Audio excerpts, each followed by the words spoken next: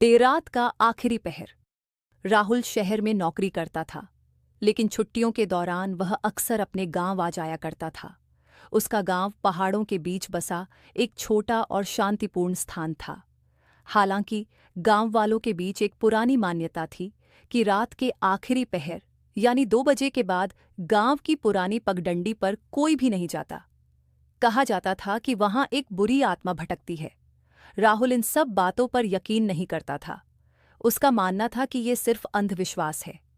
एक बार छुट्टियों में गांव आने पर राहुल ने अपने दोस्तों के साथ मिलकर ठान लिया कि वह इस कहानी की सच्चाई जानने की कोशिश करेगा।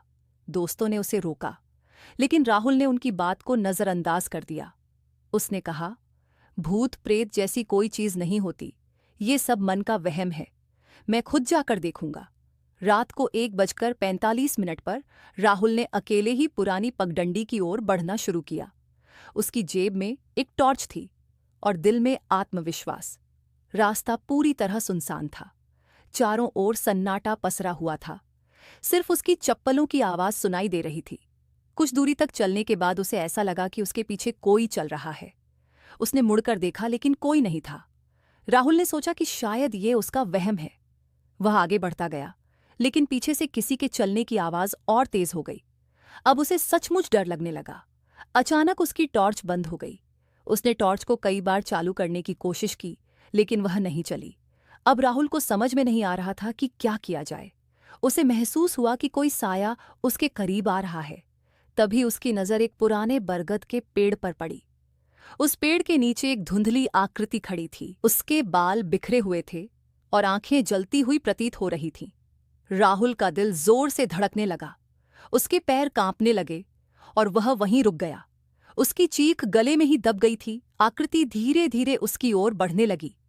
राहुल ने दौड़ने की कोशिश की, लेकिन उसके पैर जकड़ गए थे। उसके शरीर ने काम करना बंद कर दिया। अचानक वह आकृति हवा में उड़ने लगी और सीधे राहुल के सामने आकर खड़ी हो गई। राहुल ने देखा कि वह कोई साधारण आत्मा नहीं थी। उसके चेहरे पर गहरा गुस्सा था। राहुल ने जैसे तैसे साहस जुटाकर पूछा, तुम कौन हो? आत्मा ने कराहते हुए कहा, मैं इस पगडंडी पर भटकती हूं। वर्षों पहले यहां मेरा कत्ल हुआ था और मेरी आत्मा को शांति नहीं मिली। जो भी इस रास्ते पर आता है, मैं उसे अपने साथ ले जाती हूं। राहुल का शरीर पसीने से भीग चुका था। वह जानता था कि उसे बचने का अब कोई रास्ता नहीं है। आत्मा ने अपना हाथ उसकी ओर बढ़ाया और अचानक उसे ऐसा लगा जैसे उसकी सांसें थम रही हैं। तभी पास के मंदिर से सुबह की घंटियां बजने लगीं। आत्मा ने अपना हाथ पीछे खींच लिया और धीरे धीरे धुंध में गायब हो गई। राहुल ने मौका देखा और वहां से जान बचाकर भाग निकला। जब वह अपने गांव पहुंचा तो सूरज की पहली किरणें निकल चुकी थीं। गांव के लोग उसे इस हालत में देखकर हैरान थे। राहुल ने उस दिन के बाद कभी उस पगडंडी की ओर रुख नहीं किया। अब उसे यकीन हो गया था कि कुछ रहस्य सचमुच अनसुलझे होते हैं और उनका सामना करना हमेशा सही नहीं होता।